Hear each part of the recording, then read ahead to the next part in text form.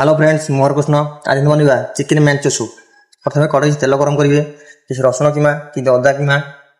किसी cabbage keema carat keema कंचला keema किसी beans keema add करेंगे पूरा बड़ा और बारीक काटी देते ता भल भाव ट्राए करेंगे 2-3 मिनट ट्राए करेंगे तार किसी कंचा चिकेन ऐड करेंगे जोटा चिकेन बड़ी पीस सब ऐड करते किमा कर ऐड करेंगे ता भल मिक्स करेंगे ड्राए टी किसी स्टॉक वाटर ऐड करेंगे जो चाइनीज अधिक यूज हुए स्टॉक वाटर गरम पानी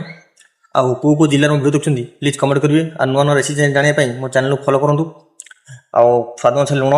किसी लाइट टेस्टिंग पाउडर किसी व्हाइट पेपर किसी ब्लैक पेपर लाइट चीनी टी ऐड करेंगे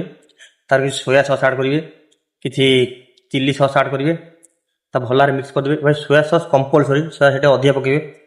कारण ये सूरे टी अधिक सोया सॉस जाए कारण मैंचो सूप आ फ्लेवर आसो सोया सॉस फ्लेवर तो भल फुटेदेवे टे गाढ़ापी टे कन्फर पानी ऐड करेंगे कलफर प्रोटीन पानी तो भल मिक्स करदे तापर किसी अंडा ऐड करेंगे तापर 2-3 मिनट फुटला